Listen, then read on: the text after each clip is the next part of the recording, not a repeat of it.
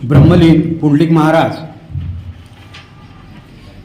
भारताचे पहिले कृषी मंत्री, शिक्षण महर्षी डॉक्टर पंजाबराव उपाख्य भाऊसाहेब देशमुख आणि ज्या वैराग्य मूर्तीच्या पुण्यतिथीनिमित्ताने त्यांच्या विचारांचे स्मरण करण्यासाठी आज आपण येथे एकत्र जमलेलो आहोत, असे बैरागी संत गाडगे महाराज या तमाम महापुरुषांच्या चरणी प्रथम विनम्र अभिवादन करतो।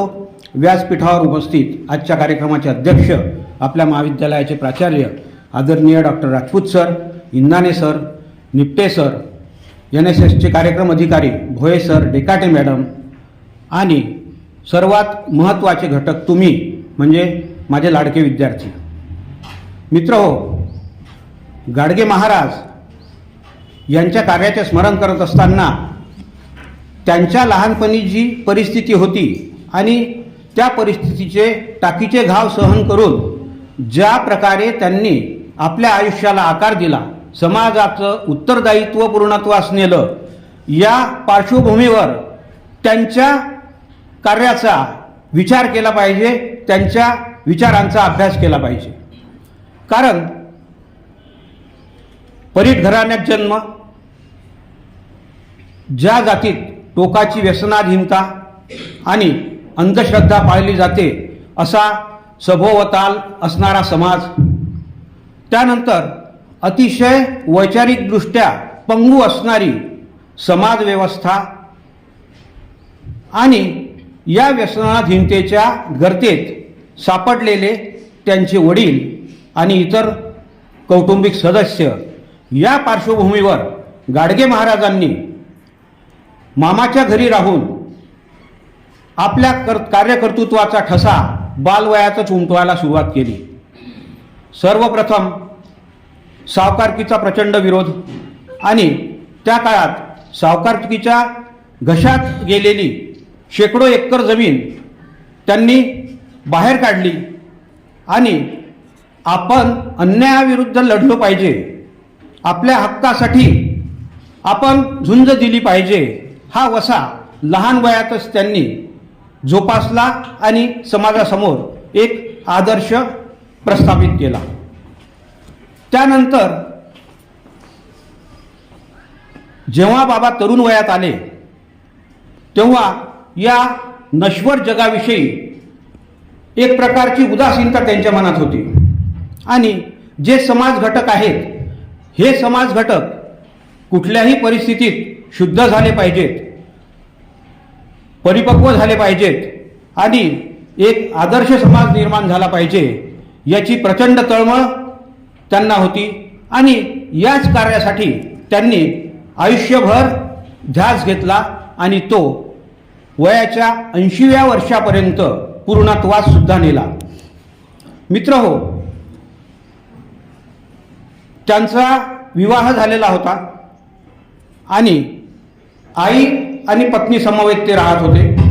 त्यांना मुली होत्या, एक मुलगा होता आणि अशा भरल्या घरातून एक दिवस अतिशय उद्विग्न अवस्थेमध्ये आणि एका वेगळ्या मानसिकतेत त्यांनी 1 फेब्रुवारी 1905 साली आपल्या घराचा त्याग केला, संसाराचा त्याग केला आणि या जगाचा संसार चालविण्यासाठी महाराज आयुष्यभर झटले।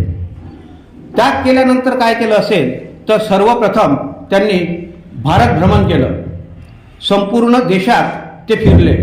गयेपासून वाराणसीपर्यंत, मुंबईपासून तर कोलकात्यापर्यंत वाटेल त्या गाडीत बसावे, विना तिकीट बसावे, लोकांची अवहेलना सहन करावी, जगाचे अवलोकन करावे, त्यांना जे कष्ट उपसावे लागले त्या कष्टातून बाबांचा हा प्रयत्न होता की आपण आपल्या षड्रिपूंवर विजय मिळवू शकलो पाहिजे।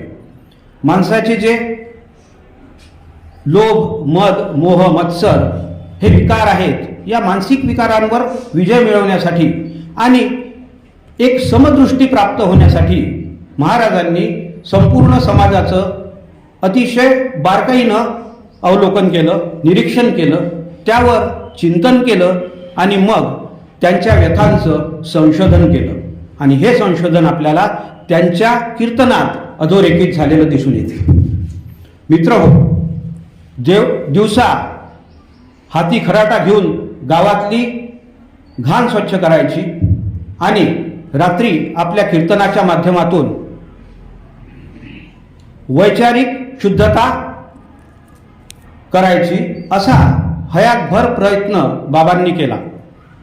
कीर्तनाच्या माध्यमातून त्यांनी समाजात आदर्श विचार पेरण्याचा प्रयत्न केला आणि कीर्तन हे त्या काळी लोकांच्या मनोरंजनाचं अतिशय प्रभावी असं साधन होतं. त्या समकालीन परिस्थितीमध्ये स्वामी विवेकानंदांचा, रामकृष्णांचा जो विचार होता तो सामान्य माणसाच्या पचनी पडण्यासारखा नव्हता. ते अध्यात्म लोकांना पचण्यासारखं नव्हतं आणि अशा वेळी त्यांना कर्मयोगाची खरी लक्षणे आपल्या विचार वर्तनातून बाबांनी दाखवून दिली आणि त्यांच्या कीर्तनाचं भांडवल देखील फार काही नव्हतं. श्रोत्यांच्या तालवार म्हणजे लयबद्ध टाळ्या आणि खापराचे तुकडे एवढ्या भांडवलावर तासनतास उभे राहून समोरच्या संपूर्ण श्रोत्यावर्गाला खिळवून ठेवण्याची रसरशीत आणि दैवीवाणी बाबांना प्राप्त होती. कारण त्यांनी जो त्याग केला, त्यांनी जे तप केलं, या तपातून त्यांचं व्यक्तित्व असं काही उजळलं गेलं की त्यांचा शब्द हा प्रमाण ठरायला लागला. लोक गाडगेबाबांचे कीर्तन म्हटले की जमा व्हायचे आणि दिवसभर बाबा वाटेल ते काम करत. त्यांनी कधीही माजूकरी मागितल्याशिवाय जेवण केलं नाही, म्हणजे भिक्षा मागितल्याशिवाय जेवण केलं नाही आणि पंचपक्वान्नापासून दूर राहिले. कुठेही प्रसिद्धीचा हव्यास नाही, कुठेही मी मोठा झालो पाहिजे हा अहंकार मनात नाही आणि या समाजाचं भलं झालं पाहिजे एवढाच ध्यास घेऊन आपल्या कर्मयोगी वर्तनाने बाबांनी हे जग जिंकलं. लाखो रुपयाच्या देणग्या त्यांना प्राप्त झाल्या. त्यातून धर्मशाळा, अनाथालय, गोरक्षणे, आश्रमशाळा आणि दुर्गम भागात शिक्षण केंद्रे उभारण्यासाठी त्यांनी प्रयत्न केला. बाबा स्वतः निरक्षर होते, परंतु या महाराष्ट्रातले भाषाप्रभू आणि विद्वान सुद्धा त्यांच्या ठाई नतमस्तक होत असत. कारण ते शुद्ध विचार होते आणि बोले तैसा चाले त्याची वंदावी पावले या उक्तीनुसार आपल्या कर्मातून, आपल्या कर्तृत्वातून आपला ठसा जनमानसातच नव्हे तर अतिशय विद्वान राजकारणी अशा लोकांवर सुद्धा बाबांनी टाकून ठेवला होता. आणि आपल्या सर्व लोभाविषयी ते अतिशय अनासक्त होते. कुठल्याही गोष्टीविषयी त्यांना लोभ नव्हता, लालसा नव्हती. 1923 मध्ये त्यांचे खारेपाटण कोकणात एका ठिकाणी कीर्तन चालू होते आणि तिथे तार आली की बाबा तुमचा मुलगा गोविंदा कुत्र चावून इन्फेक्शन झाल्यामुळे वारला. आता लोकांना वाटलं कीर्तन थांबेल, पण कीर्तन थांबलं नाही. मित्र हो, बाबा एवढंच म्हणाले की आले किती गेले किती आणि काय रडू एकट्यासाठी.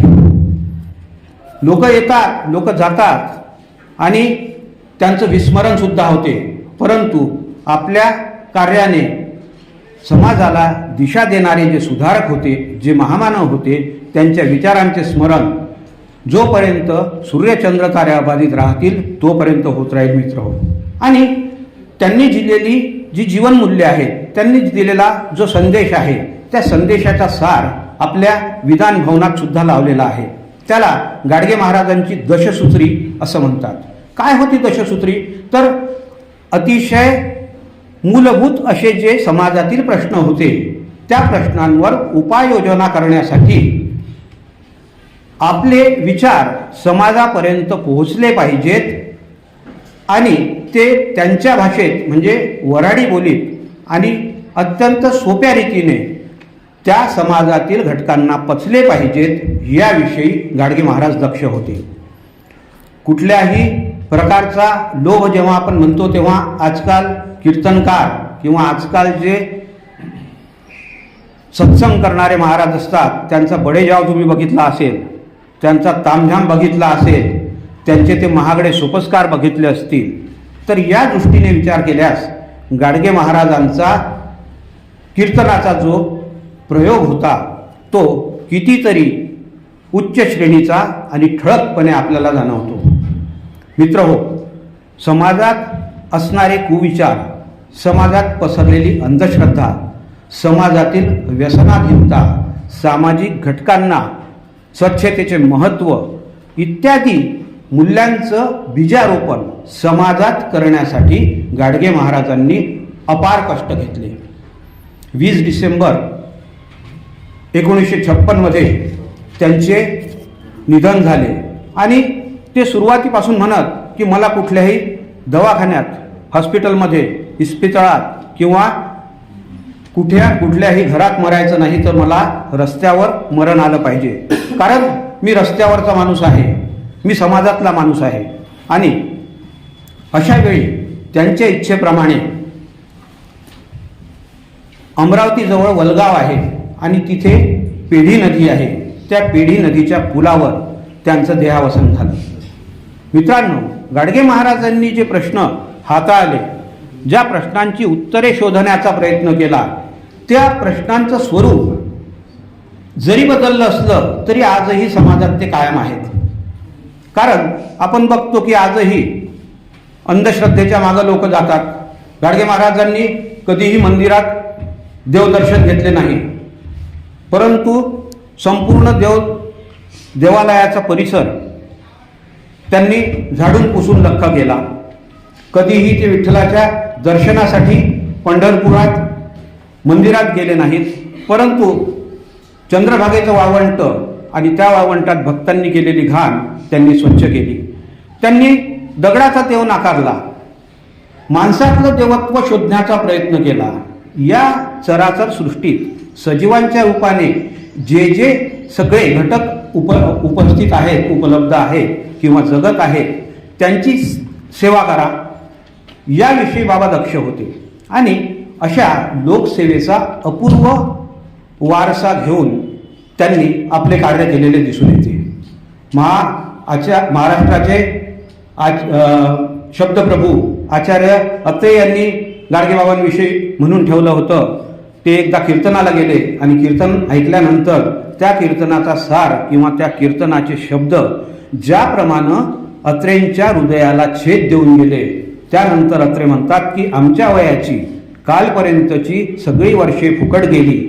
आम्ही कालपर्यंत अतिशय दळबद्री होतो की आम्ही गाडगे महाराजांच्या कीर्तनापासून वंचित राहिलो. आणि एका ठिकाणी म्हणतात की सिंहाला पहावे वनात, हत्तीला पहावे रानात, तसे गाडगे बाबाला पहावे कीर्तनात. आणि लोकांना त्या काळी संध्याकाळी किंवा रात्री कीर्तन असल्यामुळे जो अंधार राहत होता, त्या अंधारात गाडगे महाराजांचं कीर्तन चाले आणि लहान लहान मिनमिनते दिवे आणि त्याचा मंद असा प्रकाश त्या सगळ्या परिसरात पसरलेला असे. आणि गाडगे महाराज कीर्तन झाल्यानंतर सगळ्या श्रोतांना सांगत की आता हात वर करा आणि टाळ्या वाजवा आणि म्हणा, त्यांचं आवडतं भजन होतं, गोपाला गोपाला देवकी नंदन गोपाला. आणि श्रोते ते भजन म्हणण्यात तल्लीन झाले, मग्न झाले की गाडगे महाराज पसार व्हायचे. त्यांच्याविषयी अशीही अफवा पसरली होती की गाडगे महाराज हे चमत्कारी पुरुष आहेत. परंतु अनेक तत्कालीन लोकांनी लिहून ठेवलेलं आहे, सांगून ठेवलेलं आहे की या घडीतला गाडगे महाराज हा एकमेव चमत्कार आहे. आणि चमत्काराची, सोंगाढोंगाची, धुपाची, अंगाऱ्याची अशी कोणतीही गोष्ट त्यांनी स्वीकारली नाही. शिक्षणाला अत्यंतिक महत्त्व दिले. जे शिकलेले लोक आहेत त्यांच्याविषयी अत्यंत कळवळा होता. डॉक्टर बाबासाहेब आंबेडकर यांना काही काळ जेव्हा 1952 साली गाडगे महाराजांनी श्री गाडगे महाराज मिशनची स्थापना केली, त्यावेळी बाबासाहेब आंबेडकर विश्वस्त होते आणि पंजाबराव देशमुखच्या कार्यात सुद्धा गाडगे महाराजांनी सक्रिय असा सहभाग नोंदवला. भाऊसाहेबांनी चालवलेले जे श्रद्धानंद वसतिगृह होतं, त्या वसतिगृहाला एकदा गाडगे महाराजांनी भेट दिली. तिथले जे विद्यार्थी होते त्यांची ताटं, वाटी, पेले चपलेले होते, काही फुटलेले होते. आणि मग अशा वेळेस गाडगे महाराजांनी आपल्या एका भक्ताला सांगून 60 ताटं, वाटी आणि पेले यांची सोय तिथे केली. कारण ती गोरगरिबाची लेकरं, ती कष्टकऱ्याची लेकरं, ती वंचित समाजातील सर्व मुले शिकली पाहिजेत, हा ध्यास गाडगे बाबांना होता. कर्मवीर भाऊराव पाटील यांच्या रयत शिक्षण संस्थेच्या उभारणीत सुद्धा गाडगे महाराजांचा बहुमोल आणि सिंहाचा वाटा आहे. कर्मवीर भाऊराव पाटील यांची या रयत शिक्षण संस्थेची ग्रँट सरकारने जेव्हा बंद केली, तेव्हा माननीय बाळासाहेब खेर महाराष्ट्राचे मुख्यमंत्री होते आणि गाडगे महाराजांचे भक्त होते. गाडगे महाराजांनी त्यांना सांगून ती ग्रँट पूर्ववत सुरू केली. अनेक थोरा मोठ्यांच्या विचारांमध्ये अतिशय आपले अढळ स्थान निर्माण करणारा हा माणूस, परंतु कुठल्याही मोठ्या माणसाच्या अधिकाराचा, त्याच्या कुठल्याही लोभाचा यत्किंचितही आपल्याला स्पर्श होणार नाही, याविषयी महाराज दक्ष होते. गोरक्षणाची स्थापना करताना भूतदयेचा महान असा संदेश त्यांनी दिलेला आहे. काय होती गाडगे महाराजांची दशसूत्री? तर जे भुकेले आहेत समाजातले, त्यांना अन्न मिळालं पाहिजे म्हणून अन्न छत्रालय उघडली. अंध, अपंग, पंगू जे लोक होते त्यांच्यासाठी पंक्ती, खानावळी सुरू केल्या. तहानलेले जे होते त्यांच्या मुखी पाणी गेलं पाहिजे, कारण पाण्यावर सगळ्यांचा अधिकार आहे. निसर्गानं मुक्त हस्ते त्याची आपल्या सभोवताली उधळण केली आहे. आणि तरीही तत्कालीन परिस्थितीत जो एक प्रघात होता की पानवटे होते, पण त्यावर विशिष्ट जातीच्या विशिष्ट लोकांचाच अधिकार होता. आणि अशा वेळी ते सर्व पानवटे खुले करणं जरी शक्य नसलं, तरी त्यातील काही भाग अस्पृश्यांना, दलितांना, त्या काळी जे वंचित घटक होते त्यांना मिळावा, यासाठी गाडगे महाराजांनी प्रयत्न केले. ज्यांना वस्त्र नाहीत त्या सर्व लोकांना वस्त्र मिळावीत, म्हणजे उघड्या नागड्यांना वस्त्र, हा एक संदेश त्या दशसूत्रीत आहे. महाराजांनीही कधीही चांगली वस्त्रे घातली नाहीत. चिंध्याचे कपडे, डोक्यावर खापराचा अर्धा तुकडा, एका कानात कवडी, दुसऱ्या कानात काचाची फुटक्या बांगडीचा तुकडा, हातात काठी आणि दुसऱ्या हाती खराटा, दोन्ही पायात विजोड असे पायमोजे, असा विचित्र अवतार गाडगे महाराजांनी धारण केला. आणि या अवतारामुळे त्यांना काही लोक काही काळात चिंदी बाबा किंवा गोदडे महाराज सुद्धा म्हणत असत. परंतु आपल्या कुठल्याही ऐहिक सुखाची पर्वा न करता या समाजातील जी निकस झालेली वृत्ती आहे ती त्यांनी आपल्या सकस विचाराने नांगरली आणि त्यातून एक आदर्श समाज निर्माण करण्याचा प्रयत्न केला. गरीब मुलामुलींना शिक्षण असं सुद्धा त्या दशसूत्रीत म्हटलेलं आहे. म्हणजे जी मुलं शिकणार नाहीत, ज्यांची शिकण्याची ऐपत नाही आणि जे कुठल्याही आर्थिक परिस्थितीमुळे किंवा जातीभेदामुळे त्या काळी शिकू शकत नसत, त्यांच्यापर्यंत ही शिक्षणाची गंगा पोहोचली पाहिजे, याचा अट्टहास सुद्धा बाबांना होता. आणि जे बेघर होते त्यांना घरं मिळाली पाहिजे, त्यांना आसरा मिळाला पाहिजे, यासाठी अनेक अनाथालये त्यांनी सुरू केली, वसतिगृहे सुरू केली. तेथे गरीब मुलामुलींच्या शिक्षणाची सोय व्हावी, हा त्यामागे हेतू होता.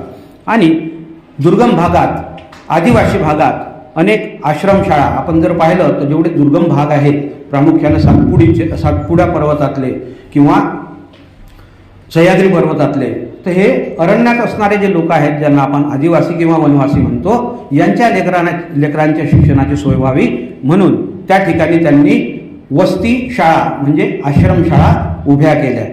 आणि अंध अपंग लोकांना औषधोपचार मिळावा यासाठी सुद्धा त्यांनी प्रयत्न केले.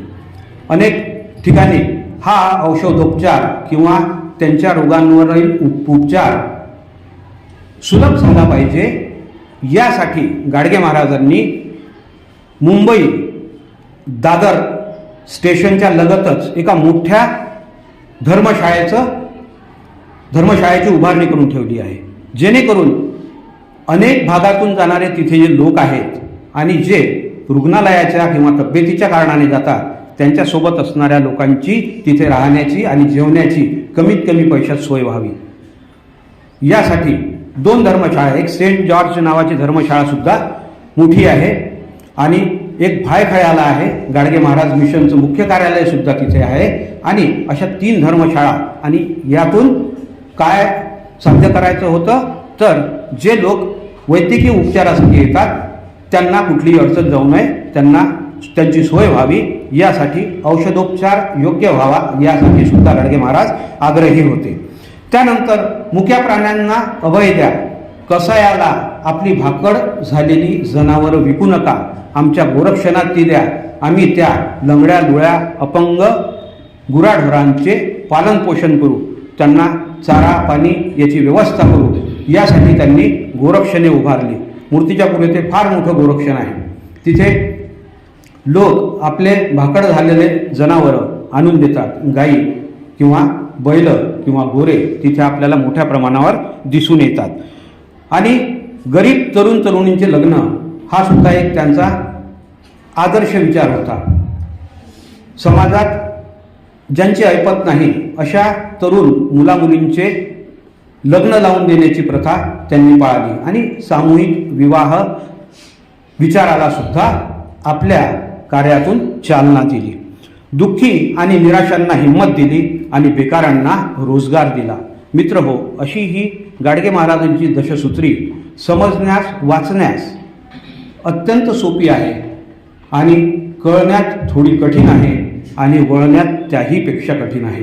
कारण जरी साधं असलं, जरी विचार साधे असले, जरी त्यांचं कार्य महान आहे, परंतु त्या विचारांचं आपण स्मरण करणं हे जितकं अगत्याचं आहे तितकंच महत्त्वाचं आहे. त्यांच्या विचारांचं अंशाने देखील आपण आचरण करू शकलो तर या समाजाचे एक उत्तम घटक म्हणून आपण निश्चितच उद्या उभे राहू, आपलं व्यक्तित्व आकारास येईल आणि असा समाजवादी विचार, अत्यंत समाजाविषयी असणारा कळवळा आणि आपले निर्मोही निस्वार्थी कार्य यांचा एक आदर्श महामानव म्हणून गाडगे महाराजांच्या विचारांचं स्मरण करण्यासाठी, त्यांच्या विचारांना चालना देण्यासाठी आणि ते तुमच्यापर्यंत पोहोचविण्यासाठी मला या ठिकाणी आयोजकांनी जी संधी दिली त्याबद्दल मी त्यांचे आभार मानतो, आपलेही आभार मानतो आणि थांबतो. जय हिंद, जय महाराष्ट्र.